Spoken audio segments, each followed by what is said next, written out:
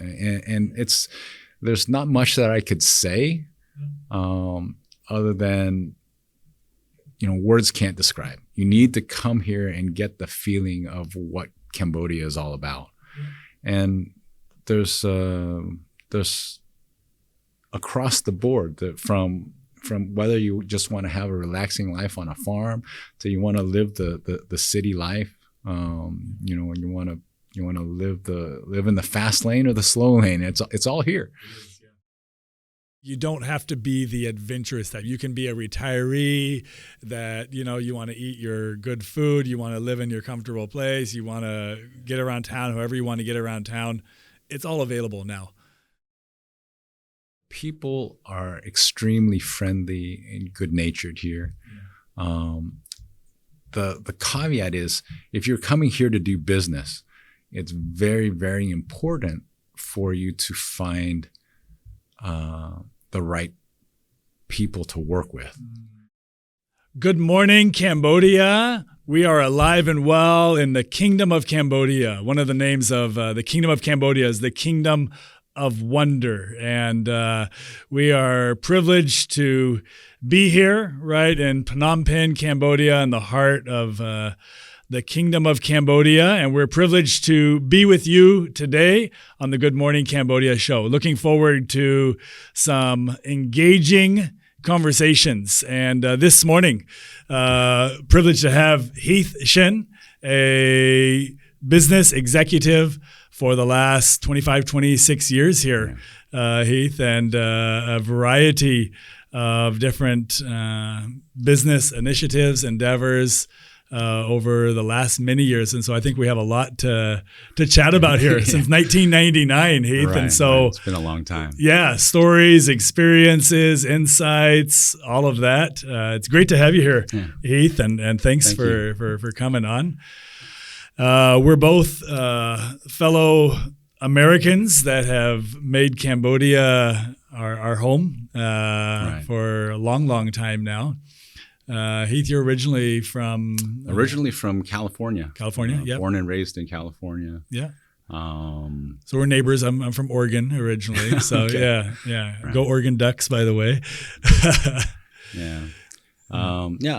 I originally came to Cambodia because I was working for a textile company. Okay. And I was head of procurement, international purchasing. Yeah. So, and this was back in 1999. I started with the company in 1992. Yep. So, right out of school basically, and my uncle was working for the company, so they were looking for somebody to take his place. He was getting ready to retire, so he brought me on, and I started traveling the world. Yeah.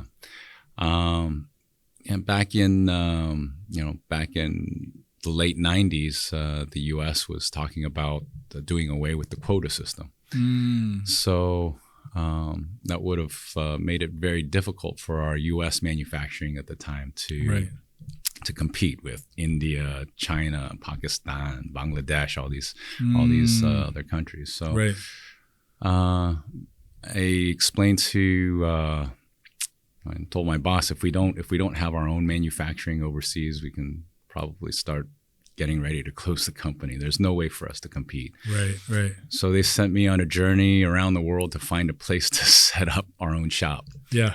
And turns out that one of the people that I used to buy from, one of my vendors, was manufacturing out of Cambodia. So. And those, by the way, those were, for Cambodia, those were the early years of manufacturing. Early. That was, the very beginning stages almost of manufacturing in Cambodia. So when I came here, there were just about 200 manufacturers. Okay, yeah. Which sounds, I'm not sure if you would consider that a lot or a little. It's, by today's standard, it's very few. Yeah. And these were all textile almost. They're cut and sew shops. Most of them were just, and even today, most of the manufacturers here are bringing in their raw materials from China primarily, and then cutting and sewing and producing garments and other textile goods. Right. Yeah, so we were doing institutional textiles, really low margin stuff, but big volume. Right. So there was a company here that we were buying from, and he told me, you should come out and take a look. So, I used to come here just to. I was buying from him out of the Philippines, but he was just setting up at that time. So he was doing investment, and he's, I think he wanted some other people to do manufacturing here as well. So I came out and looked at it and fell in love with the place. Going to China, we were such a small investment in China. We would have been like a minnow in the ocean, right? Right, right. But when we came here, we were very welcomed by the CDC, the Council for the Development of Cambodia. They offered us a lot of incentives to come and invest here. Yep. And the CDC's kind of one description would be kind of almost like a one-stop investment service. Right, right. So if you go through the CDC, obviously you can come and make investment here independently of the CDC, but you get a lot of good information and a lot of incentives. So you can have tax-free or duty-free import of raw materials, tax holidays for a number of years. So there were a lot of incentives to go through the CDC. Right. That was the start. That's what brought me to Cambodia. Originally, it was supposed to be come here, set up the facility, do all the training, get local staff to be able to run the operation and go home. Right. But I ended up meeting my wife here. During those first few years. But actually, prior to that, it was difficult for me to leave. Aside from getting everything set up the way we wanted, it was also difficult originally to find people willing to come over here and take over my position to run the facility. Right. There was a lot of misconceptions about what Cambodia was, especially back in late 1990s. There wasn't a lot of infrastructure here. There wasn't. At that time, there wasn't a single stoplight intersection. I remember that. The roads were mostly full of potholes or dirt. So there was a lot of people who didn't really want to come live in that kind of environment. So bringing over, So I ended up staying longer because I enjoyed it here. It was nice. It was a beautiful country. And then then I ended up making a lot of relationships. Again, the investment that we made, if you look at it from a global standpoint, it was very, very small. Right. But for Cambodia at the time, it was considered a big investment. Right. We were a little different than most of the textile industry at the time because they were most of them, as I mentioned, were cut and sew operations. Basically, a warehouse with a lot of sewing machines and cutting tables. Whereas we were bringing in heavy machinery to weave the fabric, and then to bleach, dye, and finish, and then cut and sew. So it was a vertical operation. Right, which is a much more significant investment. That's right. So it was the first in Cambodia. There was nobody in the industry that understood how to run these machines. Right. So again, we had to bring in people from overseas who understood how to run the equipment, how to run the facility, and then do training. But most of the overseas staff stayed. They also, after they got here, they also fell in love with the place.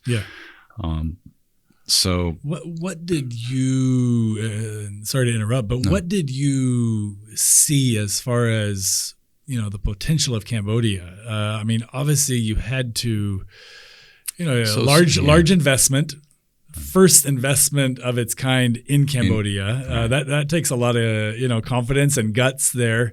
And obviously, you did your due diligence. You had full support of, the government and the CDC, which is, kind of the one-stop investment services from the government here. But at the same time, still, you had to at least, be able to see a lot of potential here as well. What did you see? So, to be honest, what happened was, the quota system wasn't like one day it's there and one day it's gone. There was a phase out of the quotas. Yeah, in the U.S. In the U.S. So, the items that we were exporting back to the U.S. There were still a few years before they would be phased out. Mm-hmm. However, Cambodia had no requirement. There was no limitation. There was no quota based out of Cambodia. So I could export as much as I wanted out of Cambodia. Right. And we had a lot of European and Australian client base. Yep. Which Cambodia was an LDC, a least developed country, which also gave we were allowed certain concessions for duty free into. So it was duty free into Europe, the UK, the EU, and Australia, Japan. So those were some of the benefits, and so the numbers made sense. The numbers made sense. The labor rate at that time in 1999, the minimum wage was $45 a month, so which is not anymore. It's I think it's like in the almost the 200 mark now for the minimum wage. It's I think it's close to 300 now. I haven't been in the manufacturing now for a while. Right, yeah. But it's come up significantly. That's right. But back that time, that was also quite attractive. Mm-hmm. Coming from the U.S., I got a lot of slack from a lot of my friends saying, "Oh, you're going over there to take advantage of the people, and you're paying them like $1 a day. How can you do that?" and things like this. But what they didn't see was the people's options at that time. Yeah. So as I was building the facility, I would have people coming. I used to go on my morning jog, and people would wait for me to go on my morning jog. They say, "Oh, the guy from this building this would come out and run in the mornings." Yeah.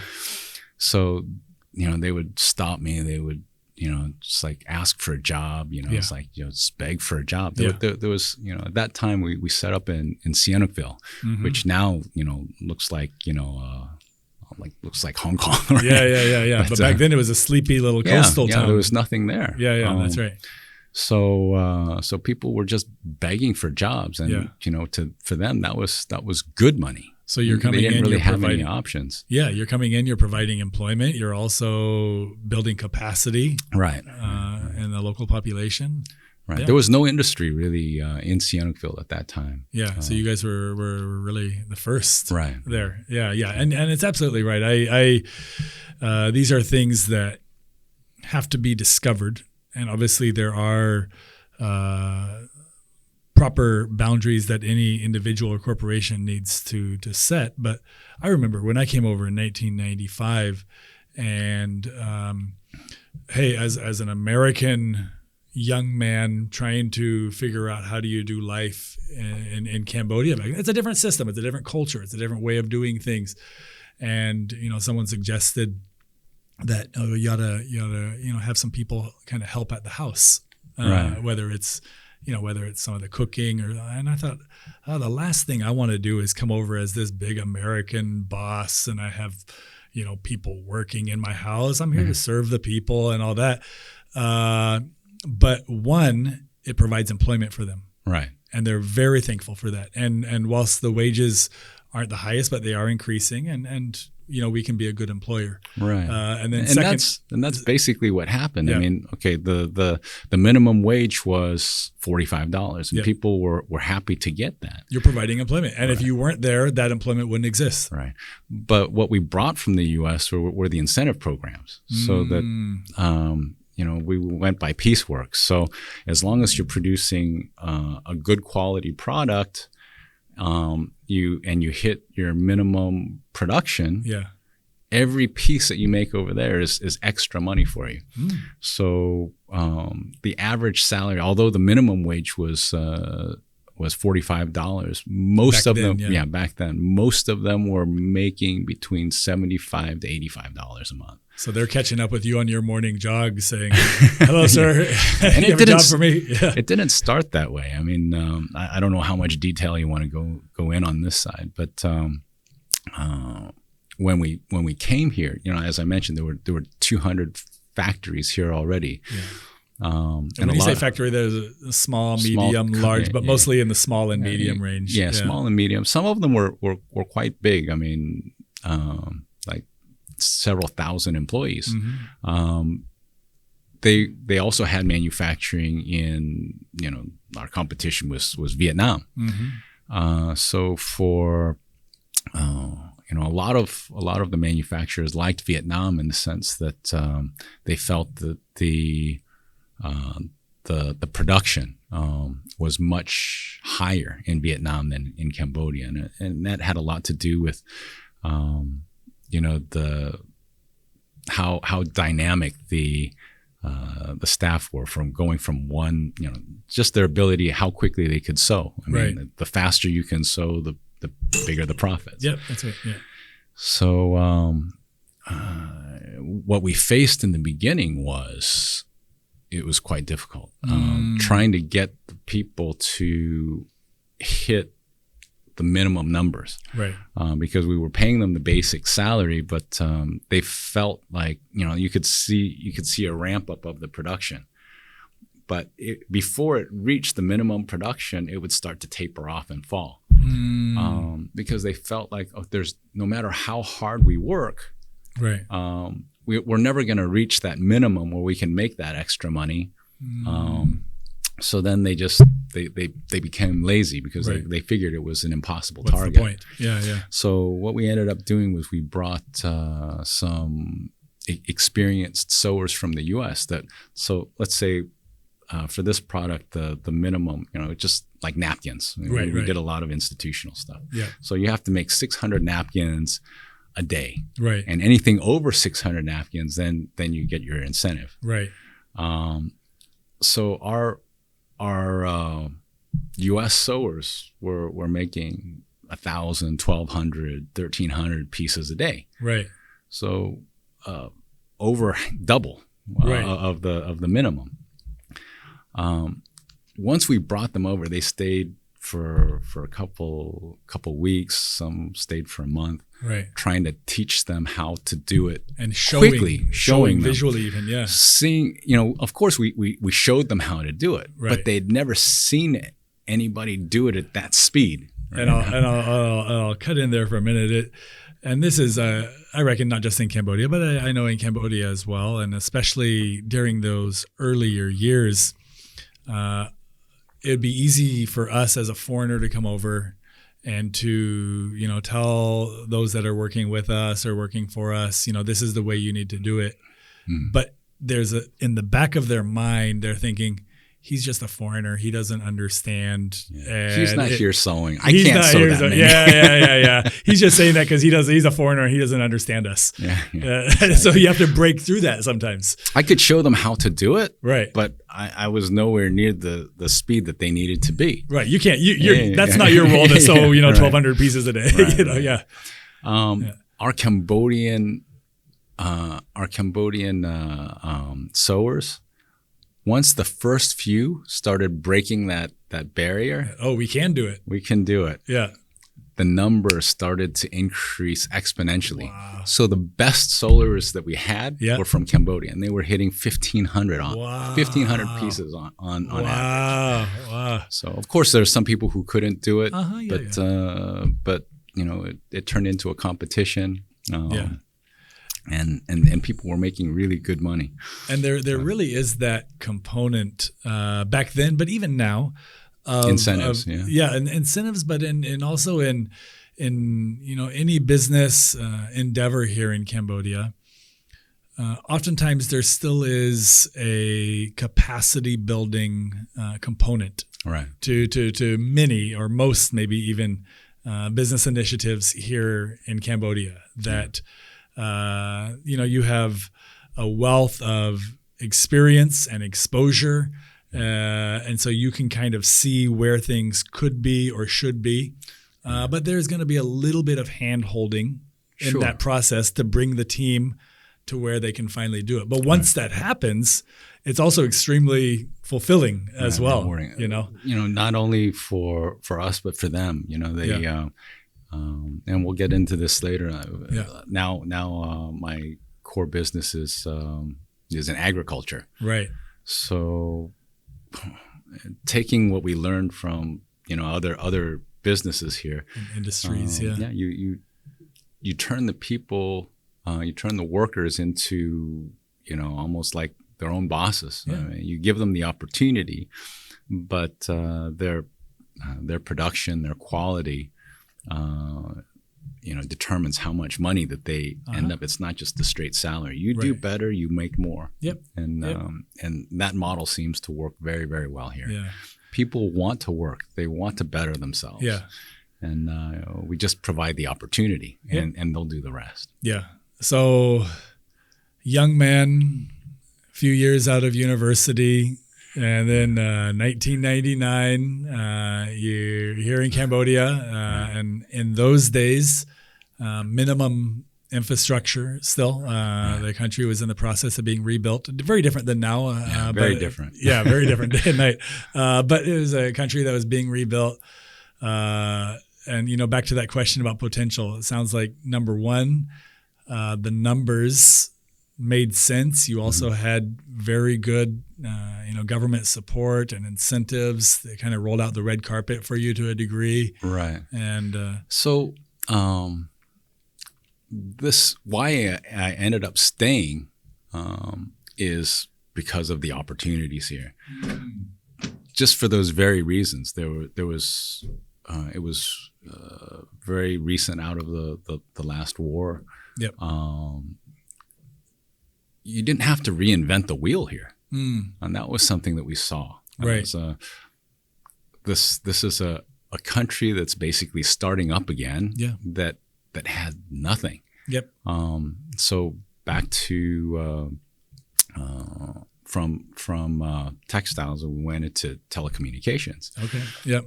And this falls back on because we had all our communications back to the U.S. Right. And we'd have patterns being sent to us, and it was done by email. And again, this is back in 1999 when we had a 56K modem that you could connect to. Yeah.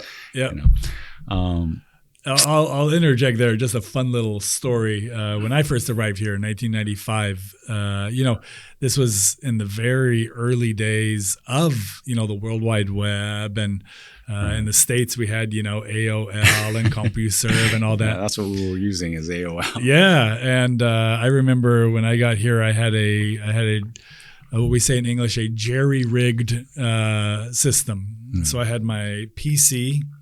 And then we had the PC connected to a UPS, uninterrupted power supply. Right.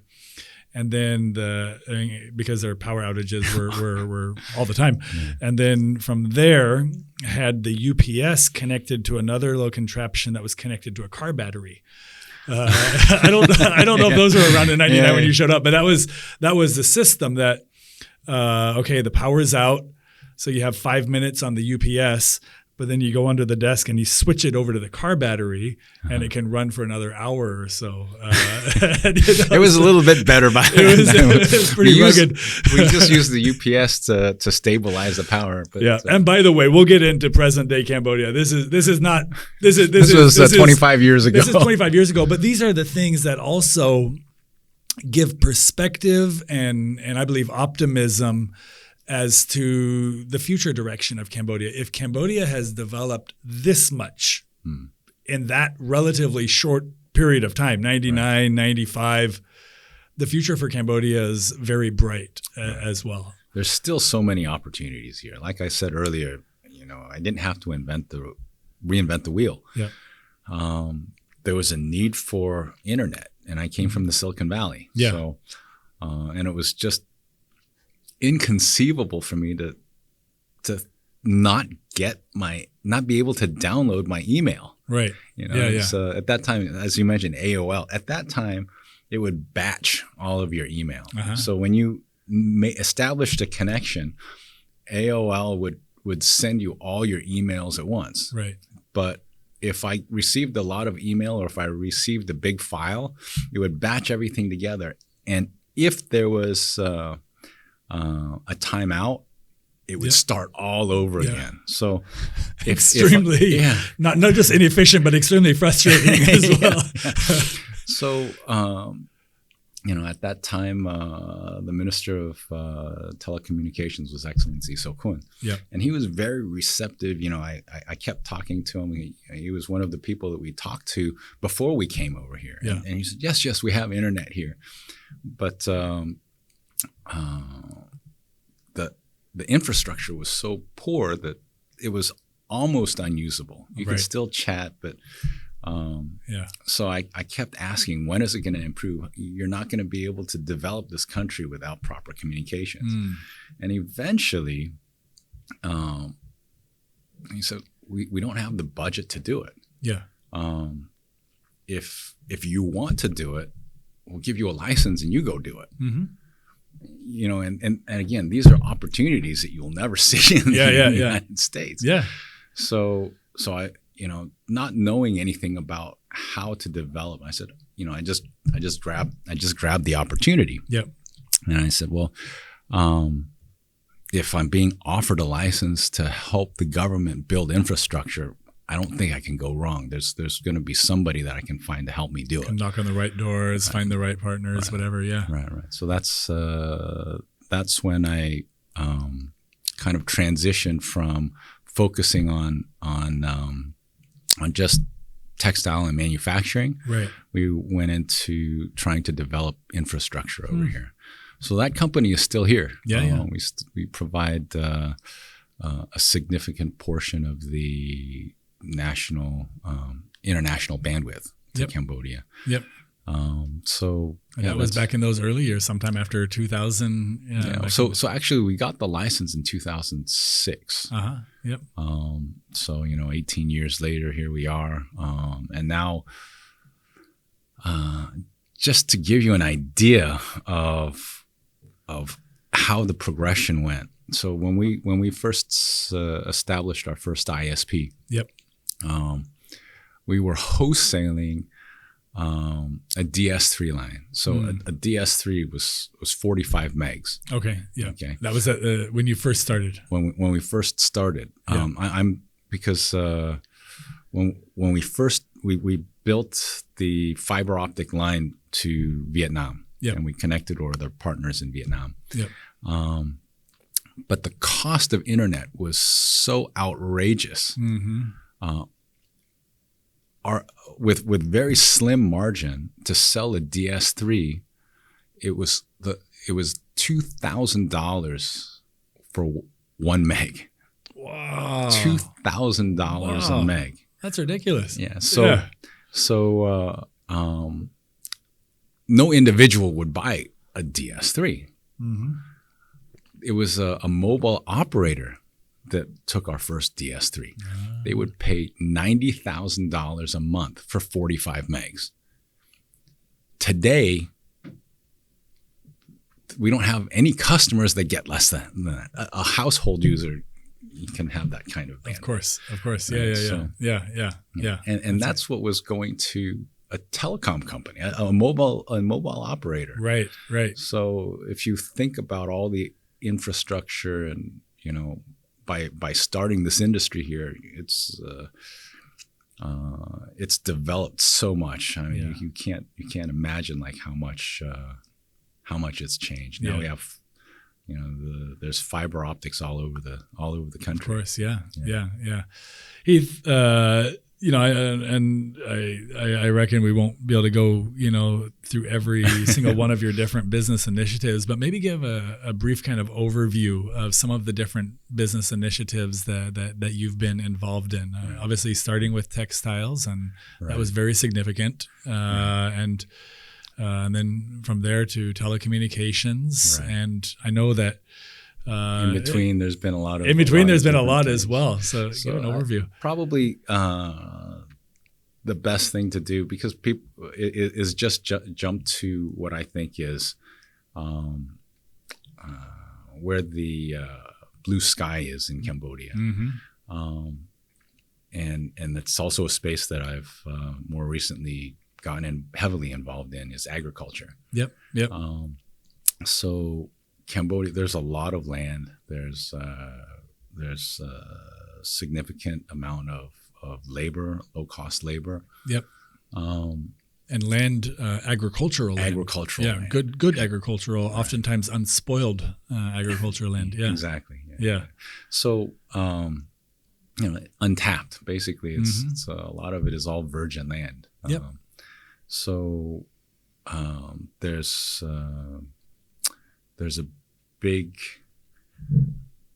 space. There's a lot of blue sky there to develop this, and the government in Cambodia is also now promoting agriculture as one of the industries to push and help develop the country. Right. And just going back to the basics and getting away from.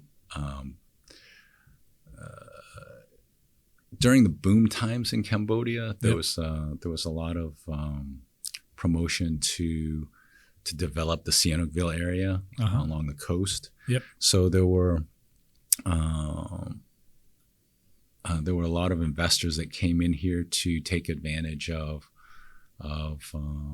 the online gaming space and the casino business. Right. Yeah. Which brought in a lot of money for the country, a lot of development to the country. Yep. But there was a lot of bad that came in with the good. Yeah. So the government's been trying to clean up the mess because they wanted to bring it in quickly, and when they saw how it was benefiting the country, they made it very easy, to an extent too easy for the good as well as the bad to come in. Right. So there was a lot of riffraff that came in. Yeah. And the last few years, the government's been working to clean everything up. Yeah. And I'll say this as well, from those early years where 1990s, where very few paved roads, and really the sky was the limit in so many industries. That was Cambodia has gone through different seasons, even until now, and rebuilding a country from the devastation that Cambodia experienced is not an easy task, and so how and to be really frank, and I hope I don't speak out of line here, but if you look at Cambodia in 1979, let's say, for instance, Cambodia was not just devastated but bankrupt, to a degree. I don't know if that's the right word, but it was a blank slate, and how do you rebuild what's the textbook method for rebuilding a devastated, bankrupt nation because of war and genocide that the country went through back in the 70s. I don't know if there is a textbook way, and so there's been some let's try this and try this, and some things have been a little bit too far leaning one direction, but then like you said, then the adjustments are made later on. So I think it's just you have these transition stages, as you were mentioning. Of course, the first avenue is donor nations. You get a lot of donations. You get NGOs coming in to try to help support. Yep. That can only take you so far. I mean, you need to get to a stage where your country can stand up on its own two feet. Yep. When I first came here, I remember there were still trucks with United Nations World Food Program and all that, doing the rice donations all throughout the country and all that. Yeah. That was You can't be complacent. You can't rely on that forever. You can't rely on it though. Yeah. So again, there was good and there was bad, but I think it was a necessity. Yeah. It really jump-started rapid growth in Cambodia. I mean, look, the textile industry grew very fast, and that was a very, very big industry. Yep. One of the biggest exports for Cambodia. Yep. But the speed in which you could bring money into the country by allowing these casinos to come in was unbelievable. Yeah. There was a point between 2015 to 2018 during that period. Yeah.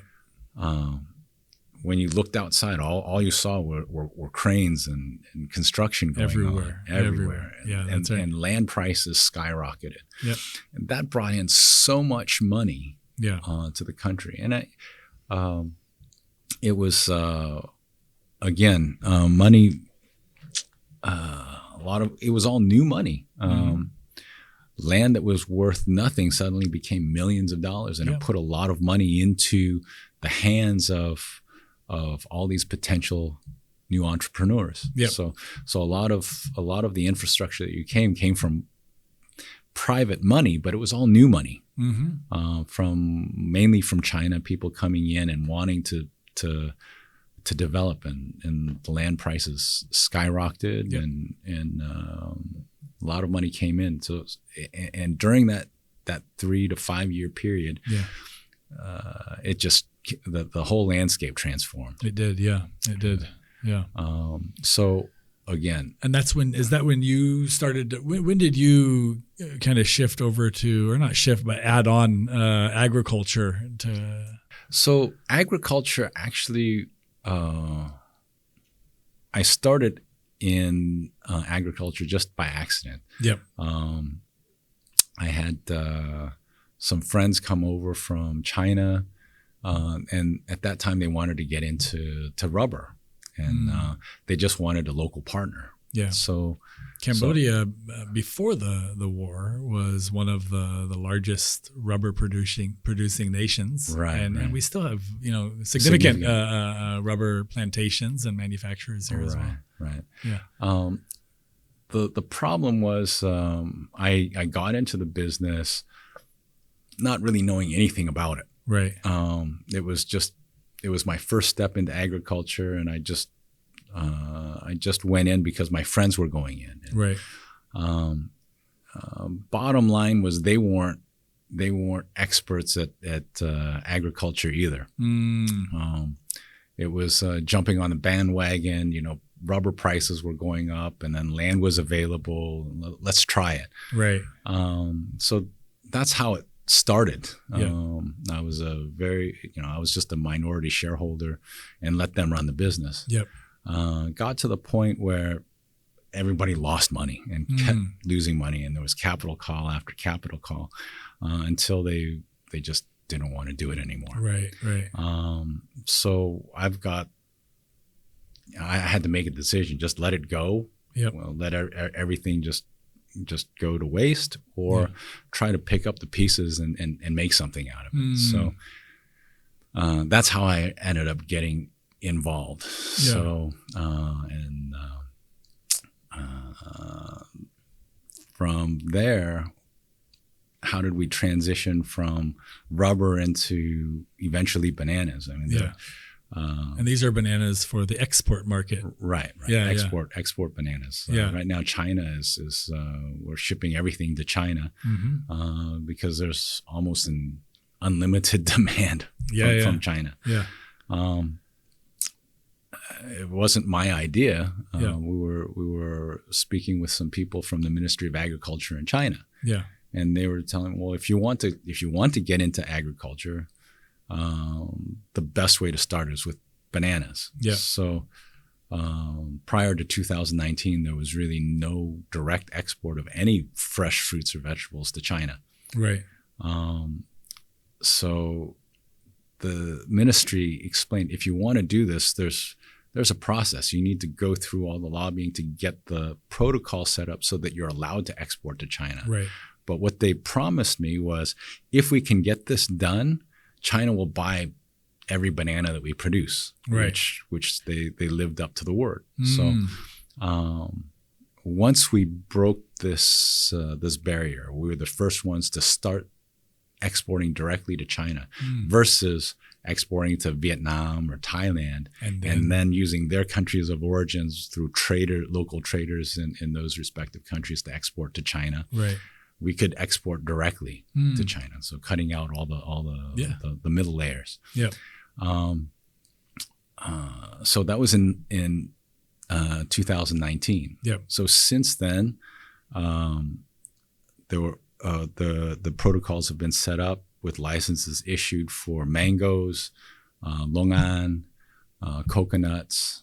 And this coming year, we expect bird's nest. Bird's nest as well, yeah. And the next one after bird's nest should be durian.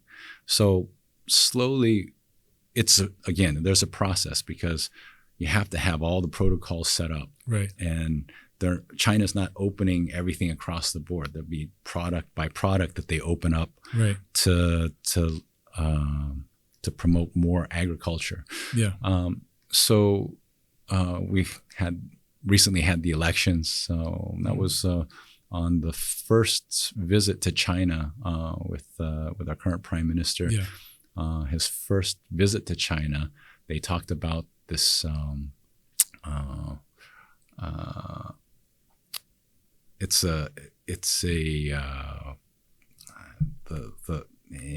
There's a translation in China. Basically, it's the fish and rice initiative for agricultural goods to be promoted in Cambodia for export to China. Right, right. So there's a push now from the new government to really focus on agriculture. So back to your question, where do I personally see the opportunities is in agriculture.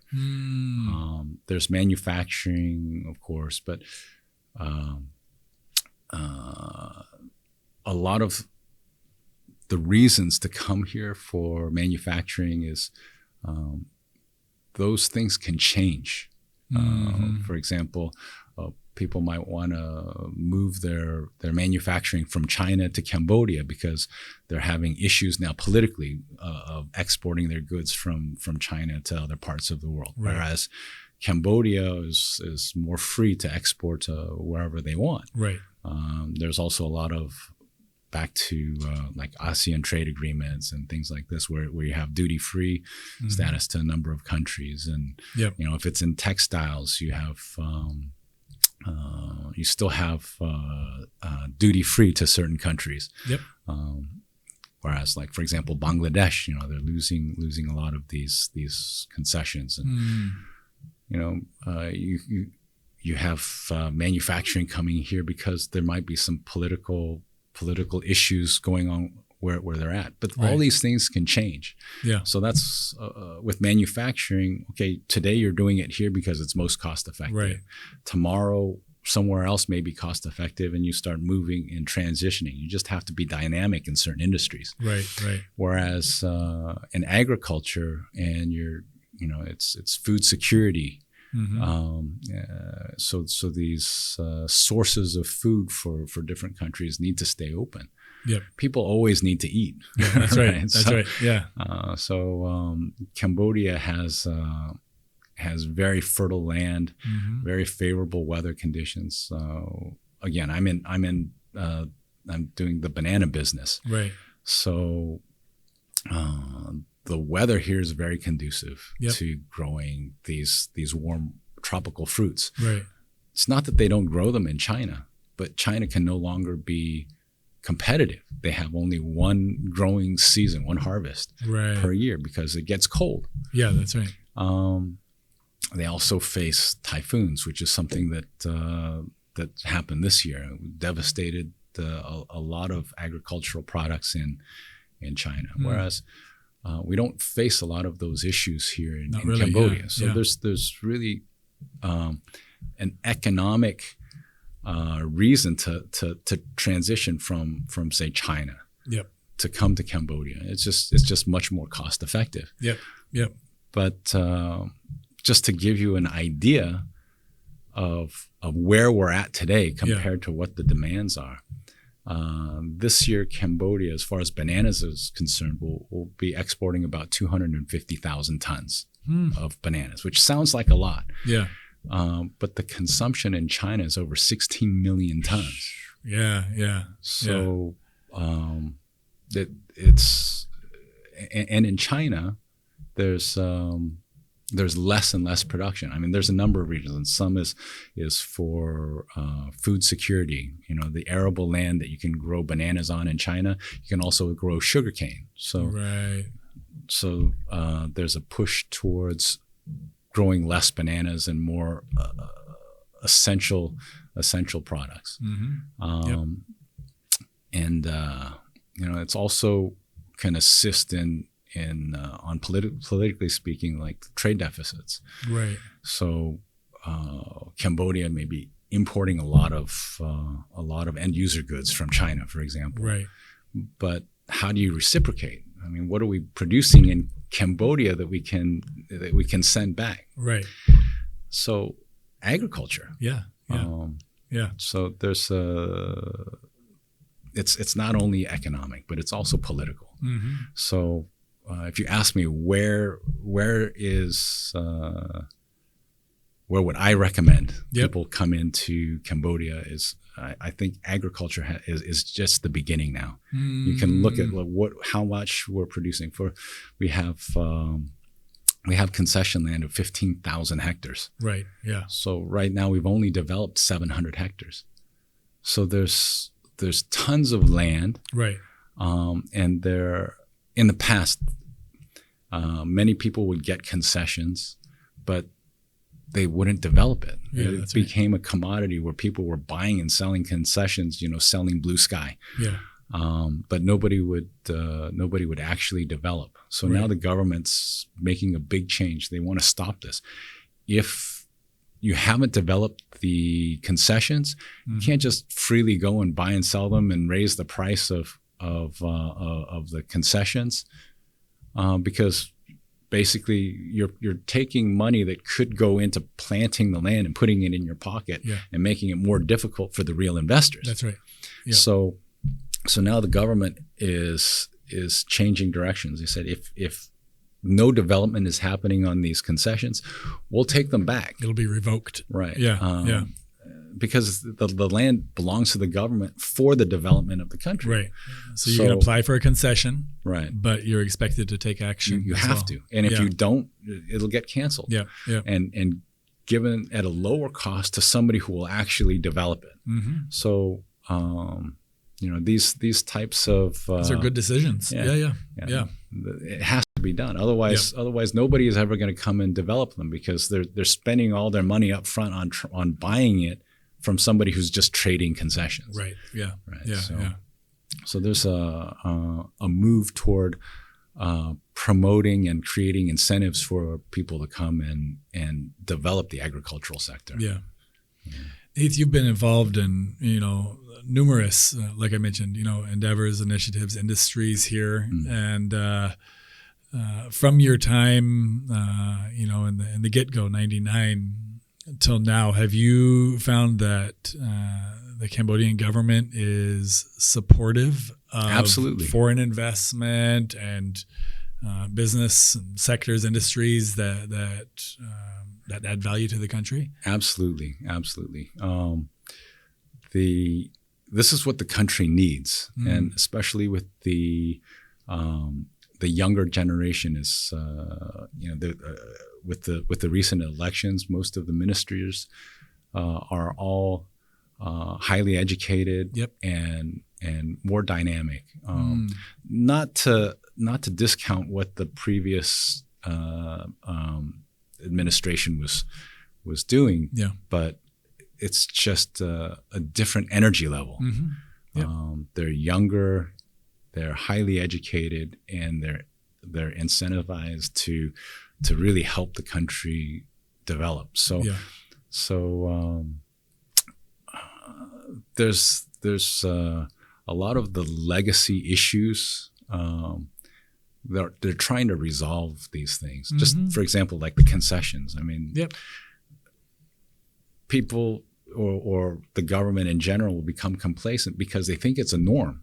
Right. And it's not on the priority list. Whereas the new administration is coming in and actively looking, what can we do to make things better? Right. So are you able to be involved in some of those, or have you been able to be involved in some of those conversations even? Sure. I mean, so there's a listening ear. What can we do? Many levels, or maybe every level of the government. And that's again, I mean, for me, I'm focused on two sectors right now: is telecommunications and agriculture. Right. So back in telecommunications, there were a lot of legacy problems. Some of those problems were people operating without license. Mm-hmm. So we're highly regulated. Right. So what we're doing is we're wholesaling internet services, mm-hmm. but we would wholesale to somebody and earn a very small margin. Yep. To somebody who has relationships in certain areas that would then resell, and they make all the margin. Right. But they're doing it without license. I should say we're doing it without license, because this is another one of the things that the new administration is pushing to make sure that these things don't happen anymore. Right. So they're coming down very hard. If you don't have a license, you can't operate, and they've shut down numerous companies that were focusing on this reselling business. Yeah. So it makes it much healthier for the real operators, right. because we're highly regulated. We have to pay all our taxes. We have to pay all our revenue shares, whereas those resellers aren't or weren't doing it. Right. So as I said, these were legacy issues. It happened for years. So it's not on the top of people's minds. They had other bigger issues to worry about, and then now this has just become a norm. Right. The new administration is saying, no, we need to fix these issues for a healthier environment and a long-term environment. So it's interesting to me that, in these 25, 26 years that you've been here,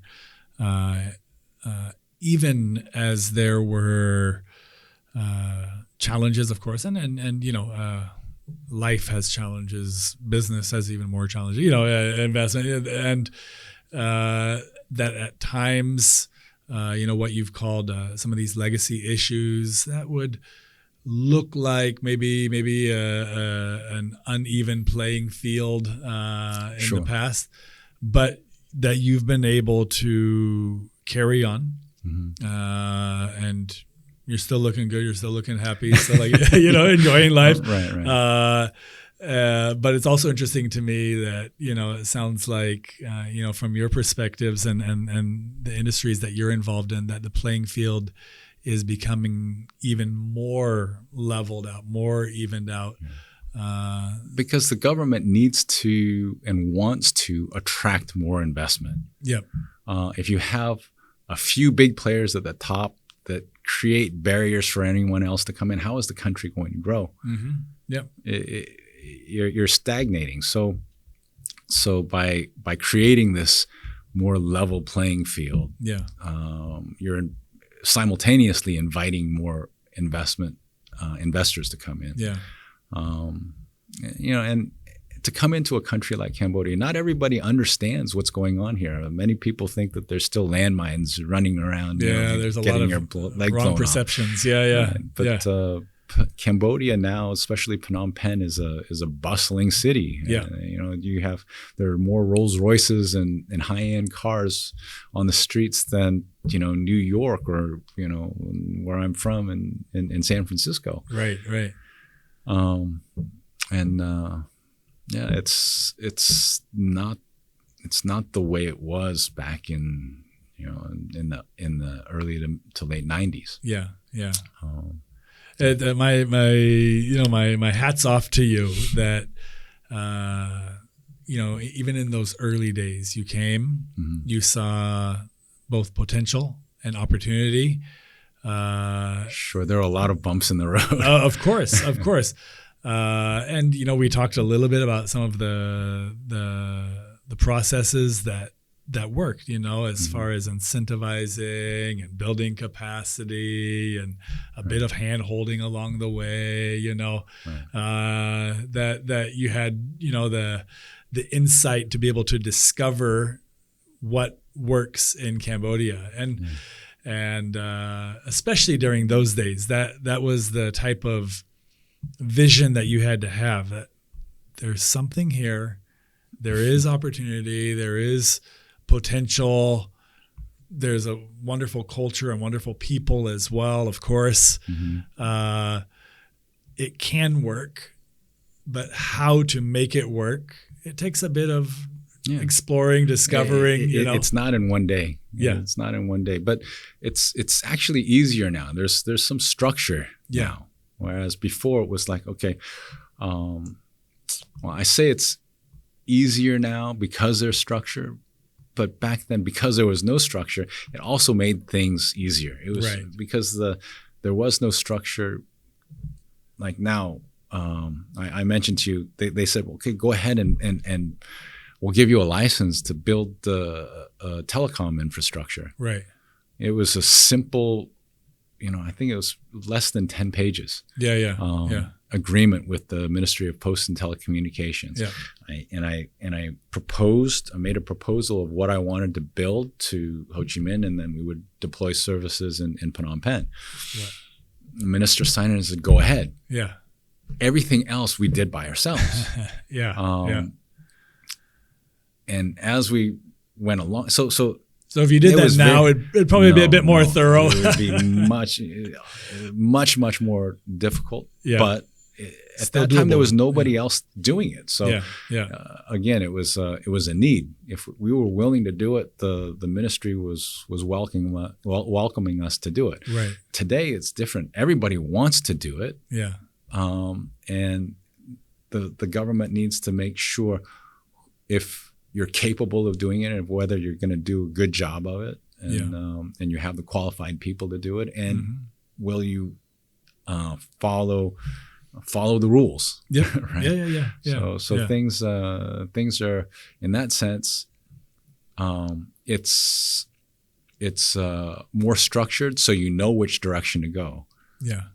But it's there's more bureaucracy, whereas in the beginning there was very little bureaucracy. You're more autonomous to do what you wanted to do. Yeah. But you had to think everything clearly yourself. Yeah. And if you made a wrong move, you could lose a lot of money. Right. Yeah. So there's trade-offs. It's incredible.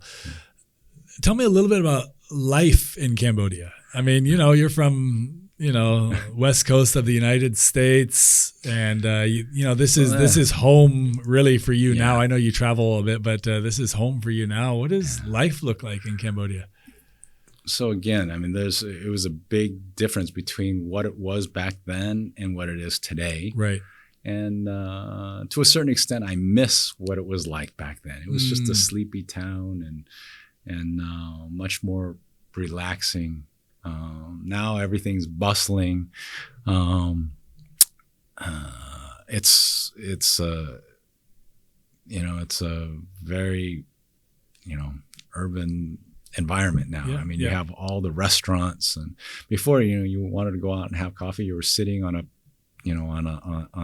little tin table, with some plastic chairs, and you would enjoy your coffee. Now you've got Starbucks, and you have all these great restaurants everywhere, right? And it's a transition. I mean, I love it here. Yeah. As far as lifestyle you can live here, to me, it's a better life here than in the U.S. In what ways? Qualify that a little bit. Okay. Yeah. So and these are perspectives, obviously. Absolutely. Yeah. Absolutely. What I miss from the U.S. are the outdoors. I mean, the weather. Here, you can't get away from it. It's Southeast Asia and it's hot. I mean, but there's limited activities if you like the outdoors. And there are some available, but it's just a bit more of a trip where, going up in Northern California there. Right. So you didn't have to travel that far to find yourself, on the in beach the woods or on the beach skiing. or whatever. Yeah, that's right.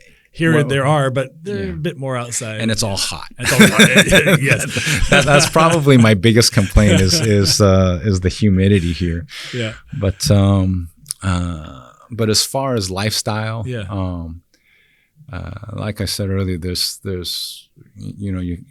all nice cars. The roads are improving on a daily basis. All the restaurants, hotels, all the facilities are here. Whatever you want, whatever you want is here. Yeah.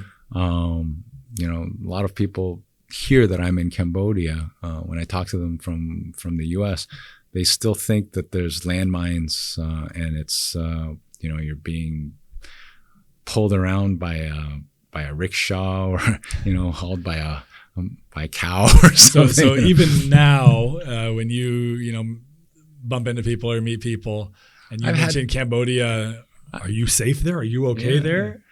Now, less so from the U.S. But a lot of friends from China. Yeah. There's been a lot of negative press about Cambodia, and this stems from bad news sells, and unfortunately, people were concerned. They said, "Oh, we heard that you go to Cambodia, you'll get your kidney cut out, and you'll get kidnapped, and this and that." And I said, we walk around freely at night. You don't have to worry about anything. Nobody's going to bother you, and I feel safer here than when I go to New York. It's like, or San Francisco. It's just it's like any place. I mean, there's certain areas that you try to avoid late at night. Yeah, but that's in every city. There's some petty crime. Yeah. People will get their phone snatched or something, but just pay attention of your surroundings. And I would tell people that anywhere they go. Yeah, any big city. Yeah. This is my theory, Heath, and I don't know, but what you think. But I think that the media in general needs a narrative about a country or a region that is kind of anarchist, that has no rule of law, because it makes for really interesting news stories, because there's not many places on planet Earth that are kind of anarchist. Right. And so it seems like, as the global media is searching for those stories, there's fewer and fewer places that they can make headlines out of. And hey, Cambodia did have a lot of different growing pains in the past and went through a lot in the past. But the Cambodia that we're living in now, is not that anarchist nation anymore, but when there's some kind of random little news story, they like to grab onto that to kind of paint a picture for the whole nation. Right. That's my theory, at least. I think an easier way to depict how people perceive by experience is I've had a number of friends that I've invited to come visit. Yeah. Some of them have retired here. Some of them just picked up and moved here after visiting. Just visiting initially. Well, part of it, like two of my friends, it happened during COVID time. They were here. They were helping me build my house here, giving me some ideas, and they got stuck here during COVID. And they fell in love with the place. When they went back to sell everything and come back to Cambodia. Wow. Yeah. So, I think that goes to, it goes to show how people feel about Cambodia after they experience it. And there's not much that I could say Yeah. Other than, words can't describe. You need to come here and get the feeling of what Cambodia is all about. Yeah. And there's across the board from whether you just want to have a relaxing life on a farm to you want to live the city life. And you want to live in the fast lane or the slow lane. It's all here. It is. Yeah. It is. And maybe for those they're watching, some people might hear the story of you showing up in 1999 and they say, well, he's just kind of the adventurous type, and you did have to have a little bit of that back in those days, right. But not now. You don't have to be the adventurous type. You can be a retiree that, you want to eat your good food. You want to live in your comfortable place. You want to get around town, however you want to get around town. It's all available now. Yeah. Even back in 1999, and to be honest, I could have gone to other places, but my options were, I considered Bangladesh. Yeah. I considered Pakistan. Yeah. I considered Vietnam, China. Yeah. But even back then, I just really liked Cambodia. And it's across the board. The people are extremely friendly and good-natured here. Yeah. The caveat is, if you're coming here to do business, it's very, very important for you to find the right people to work with. Whether partnership or team members or however that works out. Just like anywhere else. Yeah. We were talking about petty theft and whether there's dangers. There are still dangers of meeting the wrong people and getting led down the wrong direction and making an investment. Yeah. It happens anywhere. Yep. But that is still prevalent here. So if you're coming, the opportunities are here. Just make sure that you vet the people that that you're going to be working with. That's very important. Yeah. And Cambodia is, the good part about it is it's still very small. Most of the business people all know each other. Yeah, that's right. So it's hard to keep secrets here. Yeah. So if you're going to be working with somebody, just ask around. Don't just jump right into it with the first person or first opportunity that you see. Go talk to the people at the embassy. Yep. Go have them introduce you to some people who are in the industry that you're looking to get into. If you happen to find somebody that you want to work with, just ask about them. Yeah. It's Cambodia. The circles are very, very small. If one person doesn't know that person directly, they know somebody who knows that person. That's true. Right? So that's very true. It's not that difficult to do.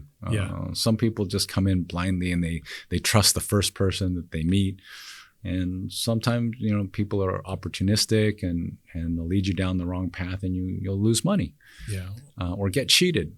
But again, that's the same goes for everywhere. Just come in with your eyes open. Yeah. The opportunities are here. Yeah. Well, business alliances, business partnerships, could be compared to a marriage. And while there's, many wonderful, good-looking, charming people around, but you have to take careful consideration before you tie the knot, and it's the same. What I'm saying is it should, for anybody who's coming to do any kind of investment, they know already. But I just want to emphasize just to make sure you ask around. Yeah, that's right. But it's easy here. If you go to New York, it's not the same. Nobody knows any. You don't know your neighbor here there. Yeah. Here, everybody knows everybody. Yeah, that's right. That's right.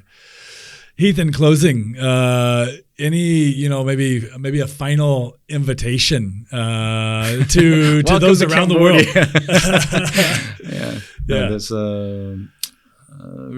There's a lot of opportunities here, and when I came here, it was like a blank paper. You could do on almost any industry that you wanted to get into. Yep. Any business, you could just look and see, well, what's successful at back home? It doesn't exist here. Yep. Let's just not reinvent the wheel. Let's just, do what we know works somewhere else. To a certain extent, the page is half full, but there's still a lot of pages to be filled. So very interesting. There's just take a look at what's being done elsewhere. Yeah, there's a lot that's not here yet. Yeah. But if you're looking to do bigger, like on an industrial level, seriously look into agriculture. And that's not just me. If you go to the embassies, you talk to the ministries, even from the prime minister's level, they're pushing agriculture. And they'll make more and more incentives. The prime minister is taking a personal stance on this. He's sent people to come look and ask what they can do to help promote this industry. So again, agriculture, I think, is the way to go. Very good. So I reckon as we turn the pages of the news over the next 6 months, 12 months, 18 months, 24 months, that we will see a lot more coverage of what's happening in the agricultural sector. As I mentioned, birds' nests. The license will be coming out next year, and possibly during next year as well. China. And I'm talking mainly about export to China. I mean, you can go into these businesses and you can export elsewhere. The reason why I talk about this license is because if you want to do the business, the first thing you consider is where's your market. Whatever licenses that they're coming out for China, there's a big demand. So if the licenses are coming out for these products, this is the direction to go, because otherwise there would be no lobbying, no push to get these licenses to go to China. Right. It's all market driven. Incredible. Like I said, I reckon that as we turn the pages of the news here over the next many months, that we'll see a lot more coverage. Who knows? Maybe we'll see some of you, that will come and join us here in Cambodia. Many other sectors, of course, as well, but in particular, like you said, agriculture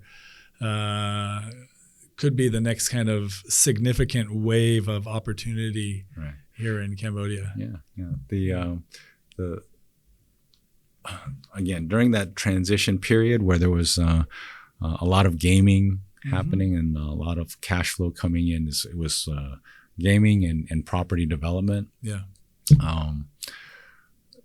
The government's looking for more long-term sustainable business. So this is this is the reason why I think agriculture. I'm sure there's plenty of other things, but that's where my focus is. Incredible.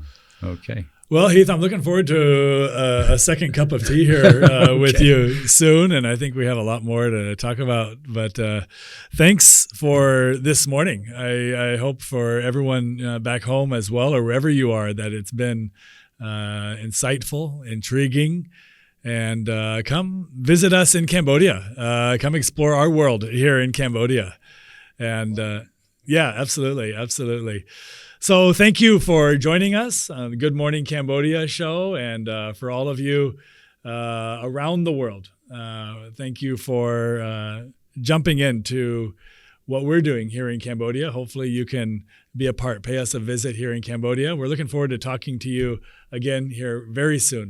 ដូច្នេះយើងនឹងជួបគ្នានៅក្នុងពេលឆាប់ៗខាងមុខសូមជម្រាបលាលោកអ្នកបងប្អូនទាំងអស់គ្នា